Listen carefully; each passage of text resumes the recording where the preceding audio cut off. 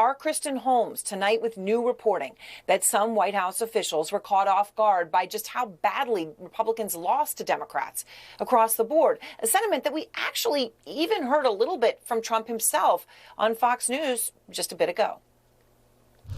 These are three pretty Democrat states, assuming everything is fair and balanced, as you would say. I thought that New Jersey would do better. He says he thought New Jersey would do better. I mean, in New Jersey, it was a trouncing. Mikey Sherrill, the Democrat, trounced her Republican opponent by double digits in a race that was supposed to be razor thin. I mean, it was far from that. And Trump is casting blame, and he is casting blame on his own party. It's no good if we do a great job and you don't talk about it. And I don't think they talk about it enough. You know, they have this new word called affordability, and they don't talk about it enough. The Democrats did. And the Democrats make it up. Interesting, Trump, how he picks up on things, right? He likes that word affordability. He thinks it sells. But the House Speaker today with a very different view, downplaying the resounding Democratic victories, saying there's absolutely nothing to see here. I don't think the loss last night was any reflection about Republicans at all. What happened last night was blue states and blue cities voted blue. We all saw that coming. Again, a lot of people did not see that coming, especially in New Jersey, that they thought would be really close. So when Johnson said that, that was followed by a sharp rebuke from Trump's former chief strategist, Steve Bannon. You can't take this passively. The excuse to say, well, these are blue states, no, that's not going to hack it. Of course, New Jersey is a blue state, but it was trending our way. And we got smoked. That was really the key point. A blue state that was trending their way. That was scathing. And the Wall Street Journal editorial was also scathing. The headline there, Democrats start their comeback, a warning for the GOP from New Jersey and Virginia on affordability and Trump's unpopularity. Well, the Wall Street Journal goes on to write, the era of MAGA triumphalism should be over.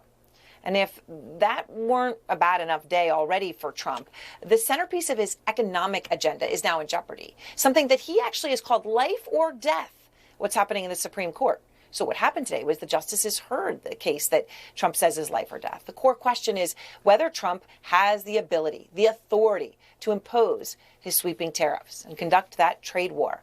The justices, even ones he nominated, did not appear pleased based on their questions for the Trump administration. Some of the headlines coming out of the hearing were like this. Justices sharply questioned Trump tariffs in Supreme Court hearing. Supreme Court sounds skeptical of Trump's wide-ranging tariffs. And Chief Justice John Roberts went so far as to reject Trump's core argument that his tariffs are not taxes.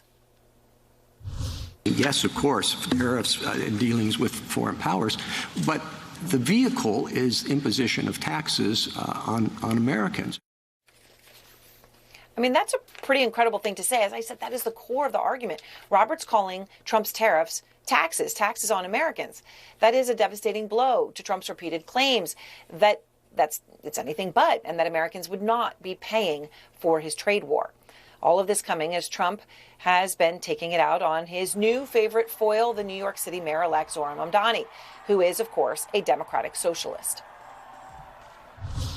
Just look at the result of yesterday's election in New York, where their party installed a communist as the mayor of the largest city in the nation. I will not mince my words when it comes to President Trump. I will continue to describe his actions as they are, and I will also always do so while leaving a door open to have that conversation.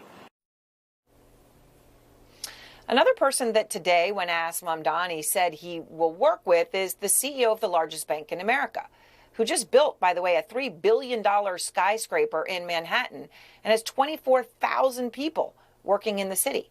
Well, I spoke with Jamie Dimon exclusively about Mamdani and much more in a wide-ranging conversation.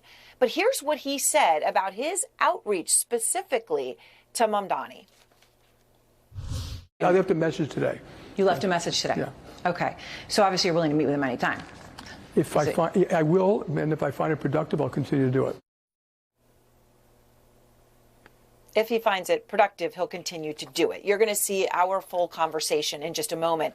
But first, a lot to get to the day after such a decisive election for Democrats. Let's begin with Kristen Holmes out front live outside the White House. Because, Kristen, you've got this exclusive new reporting where you're saying people inside the White House, right, whose job it would be to know polls, what's happening, what they're looking for on an election night, were blindsided by how bad last night was for Trump.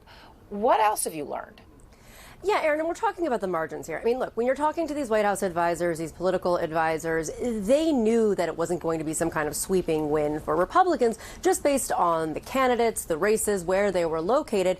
But then when they actually looked through the data, there were some White House officials who were surprised at just how bad it was. When you heard from President Trump there, he wasn't the only one that was particularly surprised about New Jersey. One thing you have to remember is in 2020,